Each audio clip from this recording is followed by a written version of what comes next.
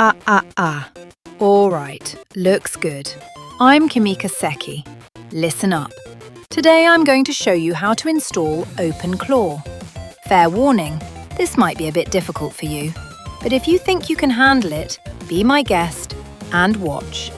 I'm not going to waste time explaining what OpenClaw is. There are plenty of other videos and articles out there for that basic stuff. Yo, OpenClaw? Give me a break. They change the name constantly. Every time I reinstall it, my dev environment turns into a total mess. Just give me a zero confusion guide today, please.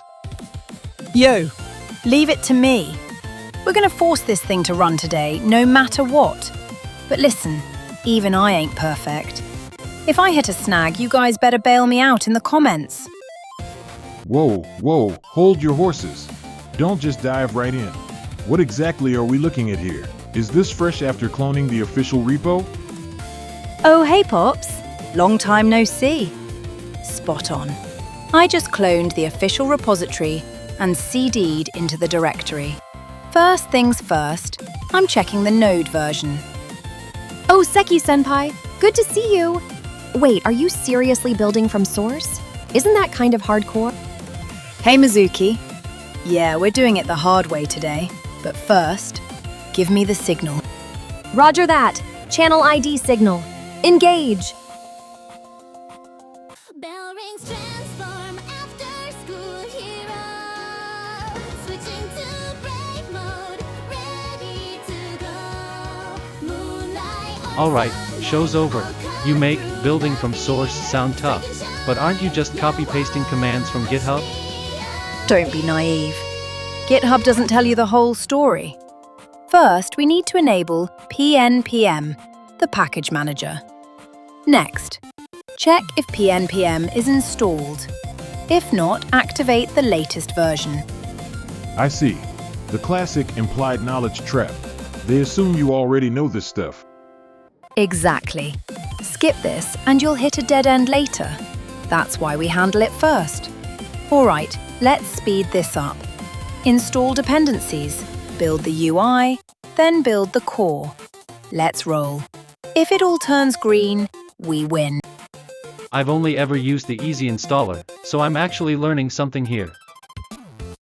That's Senpai for you. But, what do we actually do with this once it's installed? I heard something about remote control from a smartphone? Exactly. I've got 5 VPS rigs running 24/7. I need OpenClaw to rein them all in.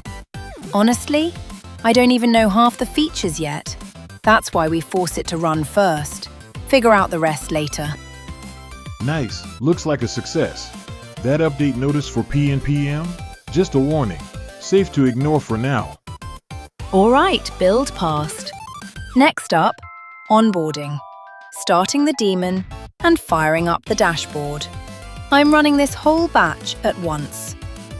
Whoa, hold up. One of those commands isn't in the GitHub repo. You sure about this? Relax. I just patched the official steps to fit our specific setup. Okay, fine. Chappie told me to do it. All right, we hit the setup wizard. From here, just answer the questions. Even if errors pop up, just push through to the end. First up, the disclaimer. The risks are real, no joke. So, acknowledge that you understand, then hit yes. Hold up, before we move on, catch this. You know how OpenClaw changes its name every other week? Well, the fossils of those old names are still lingering in the system. Since we're mid-wizard, I'll pop open a separate window to show you. Yikes. Look at that. .clawdbot is pointing to .openclaw. So the old folder name is still hanging around for backward compatibility? Exactly. If you don't know this, you'll fall into a rabbit hole trying to figure out which one is the real config file. That sounds super important, even though I have no clue what it means. Right, back to the wizard. We're going with Quick Start. We can tweak the fine details later. And this is where we choose which AI model to use, right? Right. We're going to hit skip for now. We can punch in the API keys later. Leave the filter on all providers. Don't mess with it yet. Ah crap, almost forgot to mention. I'm running this over SSH on a remote rig. The OS is Ubuntu 25.04, just so you know. For the default model, select Keep Current. If you start overthinking this part, we'll be here all day. Channels? Skip for now. Priority 1 is getting the core running on this machine. Save the external integrations for last. Makes troubleshooting a hell of a lot easier. Skills. Yes is the recommended option, but I'm picking no for today.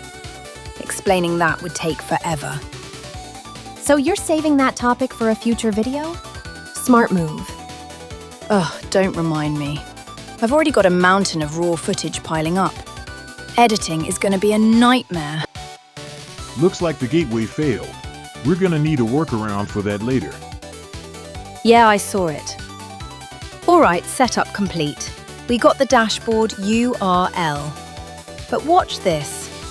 I'm going to show you a connection failure on purpose.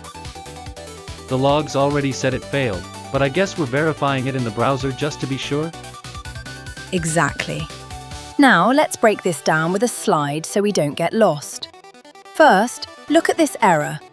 Port 18,789 is already in use, meaning someone is already squatting on that port.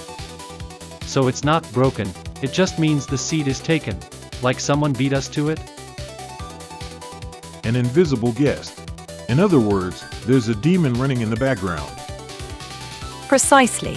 We tried to launch it manually, but it clashed with the background service. Here's the smoking gun. Check the process list. It's already alive and kicking. So the culprit was itself? That's actually kind of hilarious. It gets messier. Look at this. Even after the name change, the old configuration stayed enabled. Weird. I could have sworn I wiped clawdbot. It's legacy junk. Looks like you forgot to kill the old service definition. So we're back at the skills prompt. Still a hard no for today, right? Yep, we're speedrunning this. No detours. Pretty sure I already mentioned we can configure it later. Anyway, all right, playtime's over. I'm stopping the process, cleaning up this mess, and doing it right. I think I get why OpenClaw wouldn't start even after you deleted clawdbot. You thought it was gone, but the service was still lurking in the background? Good job figuring that out. You were really struggling there. You know, it looks complicated, but a simple reboot usually fixes it. The new service just needs to grab the port first. Seriously? You could have told me that 10 minutes ago. All right, fine. We reboot to reset the board. Once we're back up, I'll nuke the old clawdbot service for good. That should clear the path for OpenClaw. Okay, killing the wizard. I'm rebooting. Catch you in a sec. Oh, hi, Mamu-san. Nothing beats experience, right? Hello, Mizuki-chan. True, but remember, getting it to run is one thing. If you don't understand how it works under the hood, it'll come back to bite you later. Reboot complete. Look at that, dashboard is up. Victory is mine. Not so fast. Look here, gateway token missing. No token means no authentication. That's why the chat is dead. Are you kidding me? There's more.